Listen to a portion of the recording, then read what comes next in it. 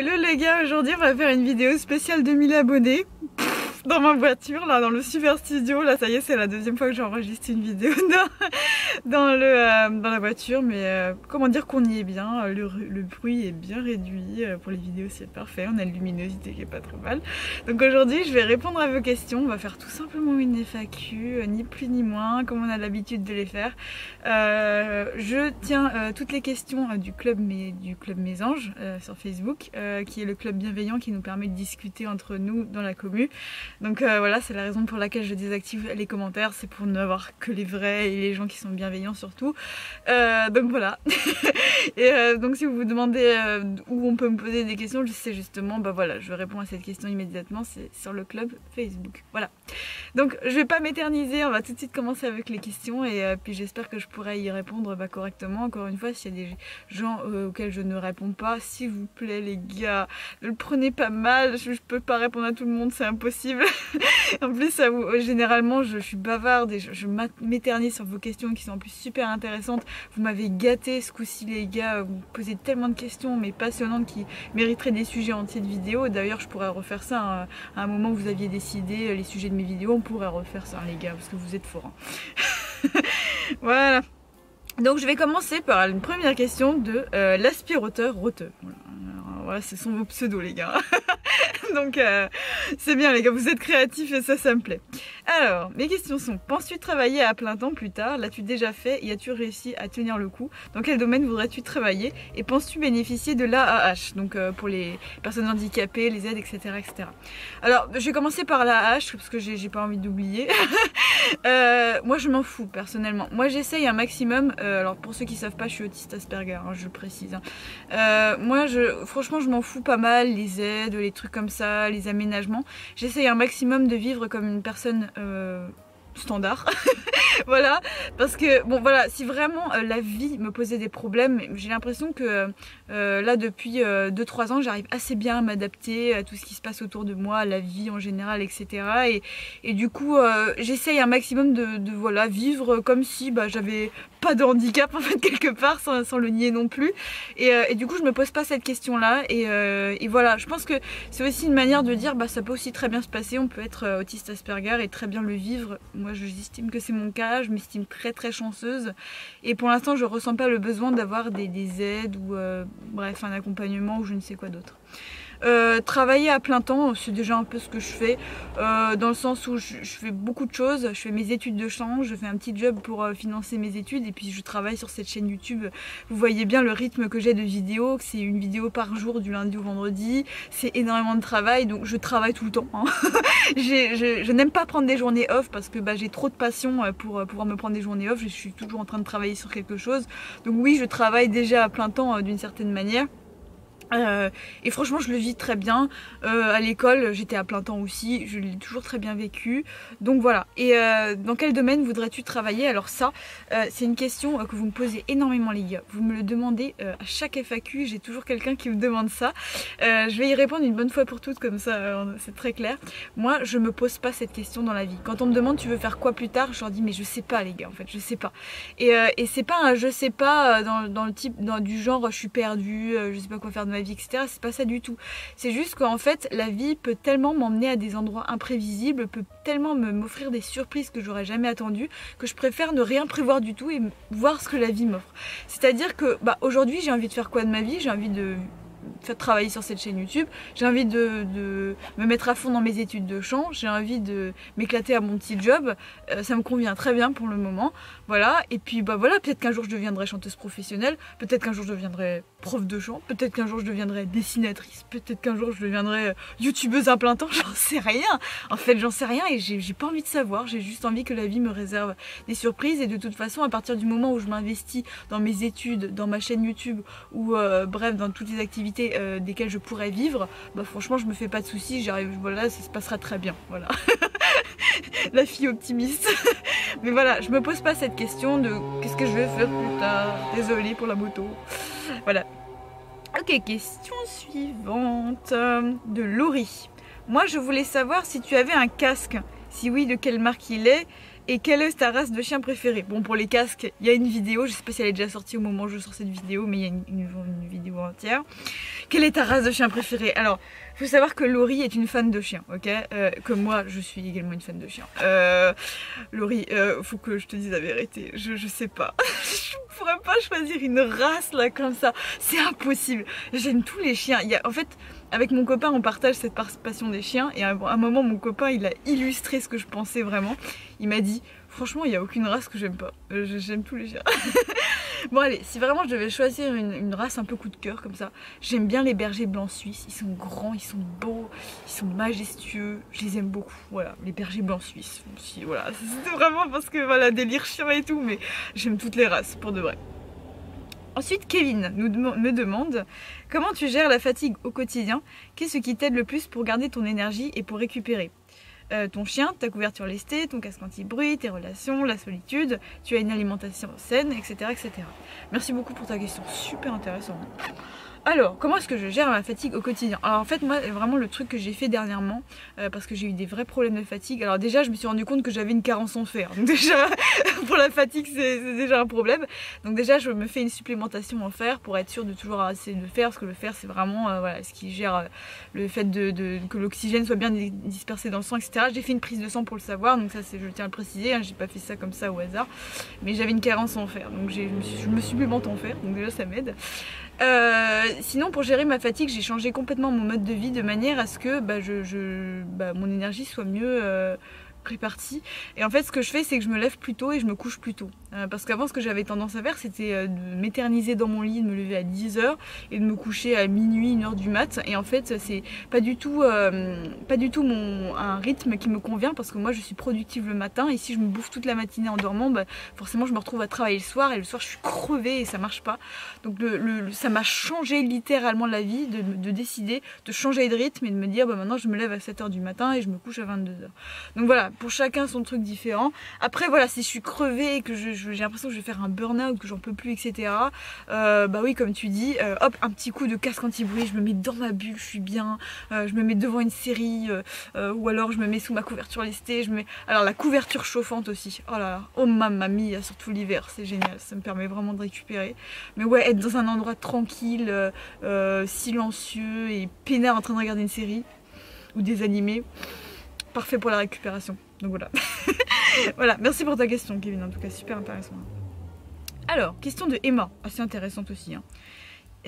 Si tu es en contact avec du public dans ton travail, est-ce que tu as toujours l'angoisse de croire que tu vas pas réussir à parler à chaque fois qu'un client arrive? Alors oui, je travaille chez McDo. Voilà, c'est mon job McDo, donc s'il vous plaît, jugez pas, je sais qu'il y a beaucoup de gens qui aiment pas McDo. Voilà, mais oui, je travaille chez McDo, et en plus, comme je suis assez ancienne comme employée, on me met souvent au contact des clients, c'est-à-dire devant, à la caisse, etc., là où il y a les clients. Alors il faut savoir que je suis jamais trop à l'aise avec ça, c'est-à-dire que oui, des fois quand un client arrive comme ça de manière imprévue, je suis en bonjour madame. Voilà, mais je me débrouille quoi. En fait, le secret, c'est de garder son sang-froid, de se dire ok, si je bégaye, c'est pas grave. Ça arrive à tout le monde. Oui, des fois je fais des faux pas avec les clients. Oui, des fois je parle un peu vite, je dis un peu n'importe quoi. Ça se passe pas forcément comme j'aurais voulu. Oui, ça me gêne aussi des fois. Mais en fait, c'est vraiment ce truc que je me dis, je m'accepte en fait. Et au bout d'un moment, si j'arrive à garder mon sang-froid, à rester calme, à respirer tranquillement et à me dire c'est bon, c'est juste des êtres humains, ils vont pas te tuer, même s'il y en a des fois, des clients ils sont un peu barjots. Voilà. En fait, je me dis, c'est bon, j'essaye d'avoir confiance en moi et de garder mon sang-froid, et ça m'a toujours aidé. Et oui, des fois je bégaye, oui, des fois je suis pas à l'aise, mais j'aime bien me confronter à ce à quoi je suis pas à l'aise, parce que ça m'aide beaucoup à progresser dans la vie et à surmonter mes difficultés. Donc pour ça, je dois beaucoup à mon job au McDo. Je suis très très fière d'avoir su dépasser tout ça par moi-même grâce à ce job. Voilà pour ta petite question. Alors ensuite, question de Jessica, comment faites-vous quand vous êtes au plus mal, à la limite du burn-out, quand vous sentez que toute forme d'espoir vous a quitté et que vous n'avez plus envie de rien? Alors déjà, je tiens à préciser une chose très importante pour répondre à ta question, c'est que j'ai jamais été à un stade où je ne crois plus en rien. J'ai été à des stades très difficiles dans ma vie, où j'ai eu des traumatismes assez difficiles, notamment quand je me suis fait larguer. Ça s'est très très très mal passé pour moi. J'ai eu des troubles post-traumatiques et c'est vraiment vraiment chiant. Et j'ai vraiment été à des stades très compliqués, oui. Mais j'ai toujours eu espoir de m'en sortir, toujours, même au plus bas. Donc voilà, pour bien répondre à ta question, je tiens à préciser que j'ai jamais été dans cette situation et qu'il y a des gens qui le sont et que je pourrais pas répondre au nom de ces personnes-là parce que justement je ne l'ai pas vécu. Par contre voilà, ce que j'ai fait quand j'étais au plus mal, c'était de me raccrocher à mes passions. Voilà. Moi, je tiens énormément à cultiver ma passion pour le chant lyrique, pour cette chaîne YouTube aussi, comme vous pouvez le voir. Je me suis fait larguer il y a quoi 2 ans, quelque chose comme ça. J'ai continué à alimenter ma chaîne YouTube de manière très active. C'était vraiment de tenir mes passions, c'est-à-dire cette chaîne YouTube et le chant lyrique qui est ma passion numéro 1. Et ça m'a sauvé la vie. Et toutes les personnes qui m'ont posé cette question, qui m'ont dit mais comment t'as fait pour t'en sortir? C'est fou, moi j'y arrive pas. Je leur dis mais les gars, le secret pour moi ça a été de me raccrocher à mes fondations, c'est-à-dire le chant et voilà, ce qui me fait vraiment plaisir quoi. Et oui, ça a été dur, oui, non, c'est pas la solution miracle non plus, mais c'est vraiment ça qui m'a aidé et qui m'a fait remonter la pente parce que je me suis dit, bah même si je vais très mal, il y a toujours ça quoi. Il y a toujours ça et puis surtout j'ai gardé espoir jusqu'au bout, donc c'est ça qui m'a vraiment le plus aidé. Donc voilà. Ensuite, question de Tao. Pour qui vas-tu voter cette année? Bon. Je ne répondrai pas à cette question de manière pour une raison évidente, mais voilà, on est dans la blague les gars, il n'y a pas de souci. Non, plus sérieusement, j'aimerais savoir ce que tu ferais à ma place en sachant ce que je vais te dire. Déjà, comment tu t'es débarrassé du mutisme sélectif? Ah, grande question. Hein. Je t'avais vu une fois sur l'émission Ça commence aujourd'hui et tu disais que tu étais dans un nouveau truc où les gens te connaissent pas, mutique, alors tu avais fait en sorte de ne pas l'être. Alors, la question est très longue, voilà, donc encore une fois, si vous voulez tout lire, allez sur le club Facebook, je vais essayer de répondre à ta question. Alors, sachant, oui, moi, effectivement, je suis sortie du mutisme sélectif, c'est une très grande question, je pourrais dédier une vidéo entière, je vais essayer d'être concise, mais voilà. Effectivement, je suis sortie du mutisme sélectif en allant dans un nouveau lycée, dans un endroit où personne ne me connaissait comme ça, et du coup, je pouvais partir de zéro. Faut savoir que ça, c'est juste moi, ok? Chacun sort du mutisme sélectif pour des raisons différentes, avec des triggers différents. Moi, ça a été le fait de moi. Alors, il y a un truc qu'il faut aussi préciser par rapport à moi, c'est que moi j'ai toujours été quelqu'un je me suis toujours sentie extravertie même dans le mutisme. C'est-à-dire que même quand j'étais mutique, j'avais très envie de parler aux gens, j'avais une motivation qui me brûlait d'aller, je sais pas, aller faire la folle avec les gens et voilà, et pourtant je disais rien, je bougeais pas, j'avais pas d'amis, etc. Donc ça bouillonnait en moi et je pense que c'est aussi ça beaucoup qui m'a poussée à parler à des gens inconnus pour la première fois. C'est vraiment cette envie profonde en fait de vouloir parler, d'échanger avec des gens, de communiquer des énergies avec les gens. Donc ça évidemment que ça m'a beaucoup aidée. Mais faut savoir une chose, c'est que ça n'est que moi. Voilà, ça n'est vraiment que moi et que chacun y va à son rythme, chacun sort du mutisme à l'âge où ils se sont le plus prêts, etc. etc.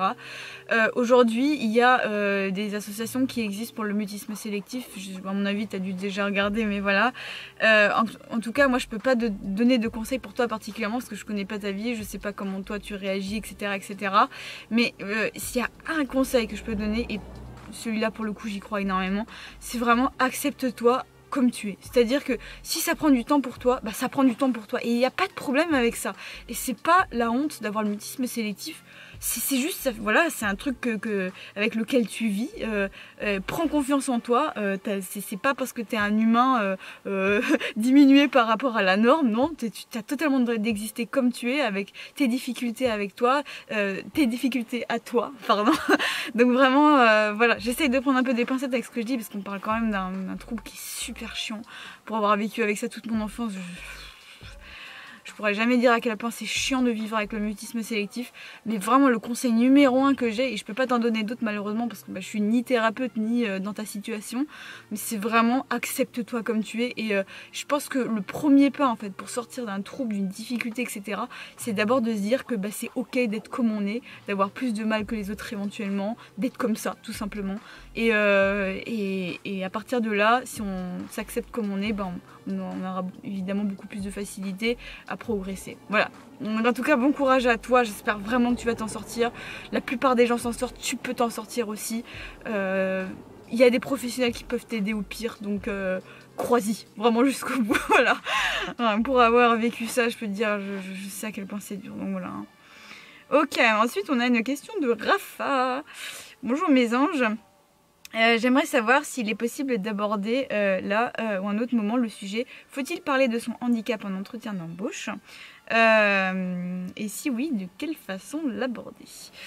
Alors, moi, je suis d'avis de ne pas en parler en entretien d'embauche, mais d'en parler après s'être fait embaucher. Parce que de toute façon, voilà, si tu es quelqu'un qui est qualifié pour ce job, t'as pas besoin de, quand tu passes ton entretien d'embauche, de te dire que tu es handicapé. Moi, quand j'ai passé mon entretien d'embauche pour entrer dans mon petit job, j'ai pas dit que j'étais autiste, mais je l'ai dit après aux gens. C'est-à-dire qu'une fois que j'ai été embauchée, que j'ai fait mes preuves dans le job, que j'ai montré que j'avais les qualifications, etc.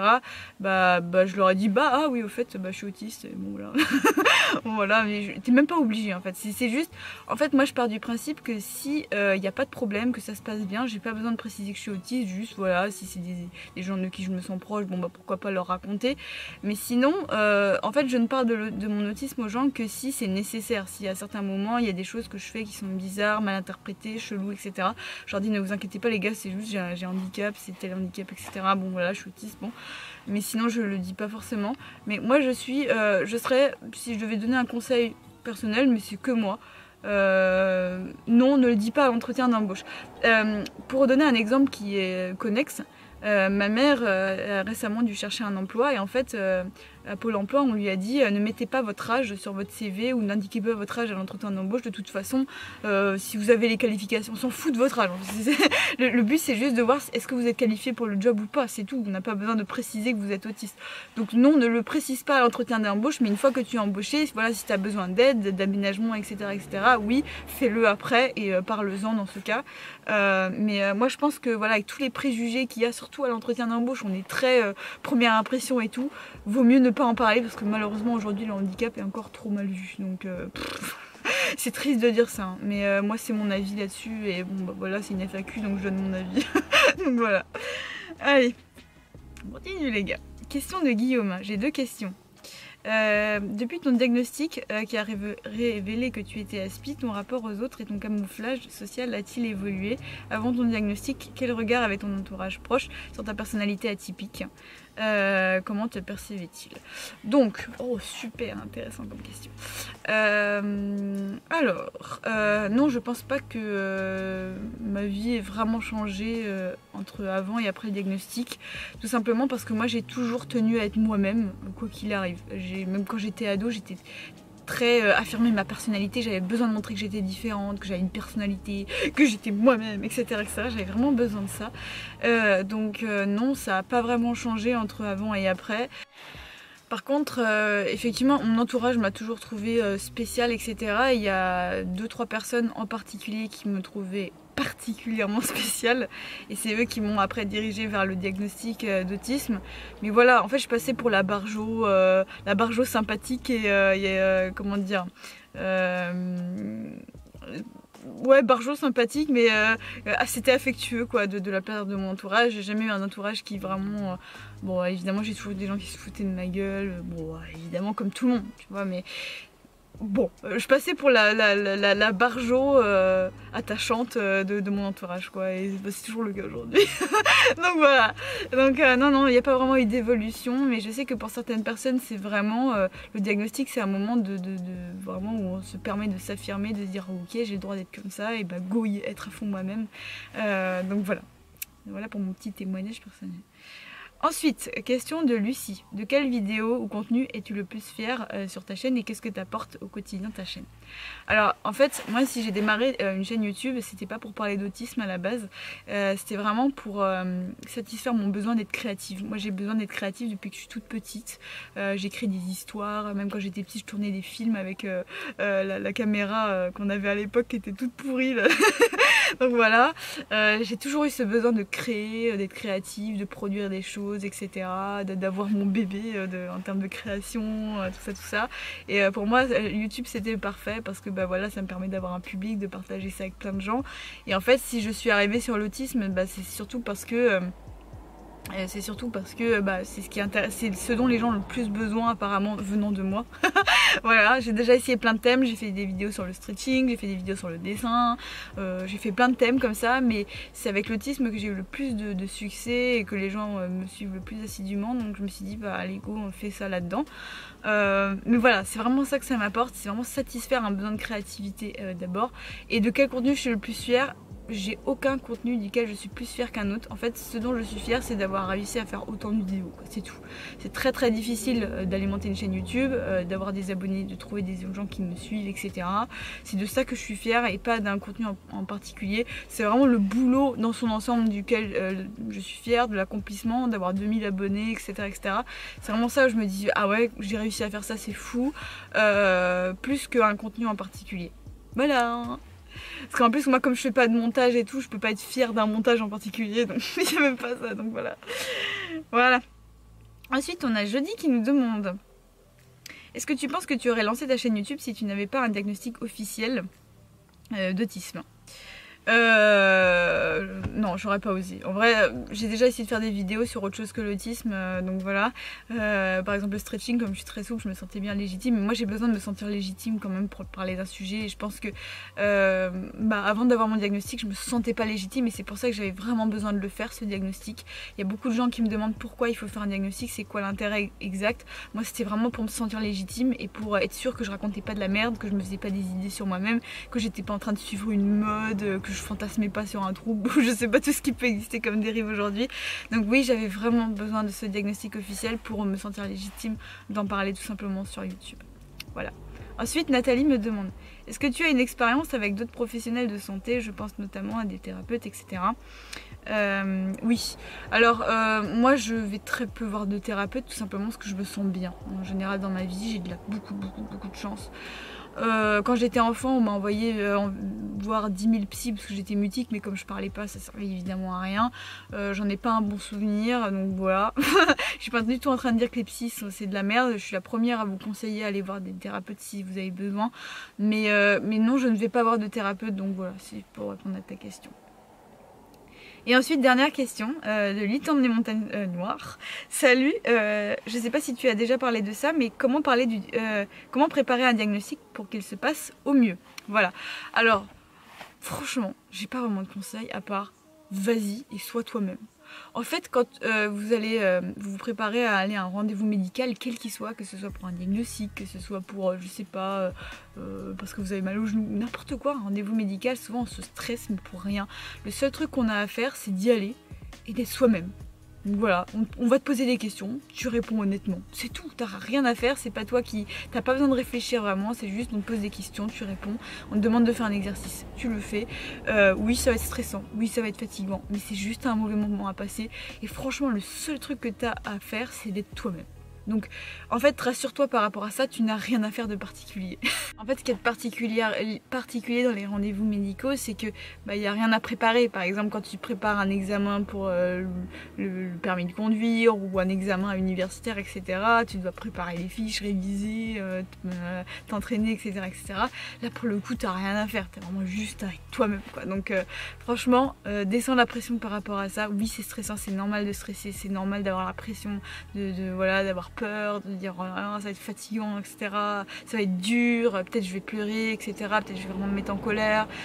C'est normal, il faut accepter ses émotions. Il y a aussi des émotions négatives qui nous traversent dans la vie, c'est obligatoire. Et voilà, ce genre de choses, les diagnostics, ça fait partie des choses qui peuvent générer des émotions très négatives.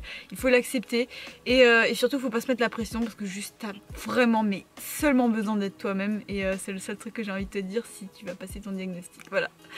Donc voilà pour cette vidéo FAQ, ça m'a vraiment fait plaisir de répondre à vos questions. Puisque j'ai répondu vraiment à beaucoup de questions là. Donc j'espère que ça t'a plu, merci pour les 2000 abonnés, vous êtes 2000 mes anges gardiens les gars, j'y crois pas. On se retrouve très vite pour un nouveau contenu et d'ici là, ciao ciao.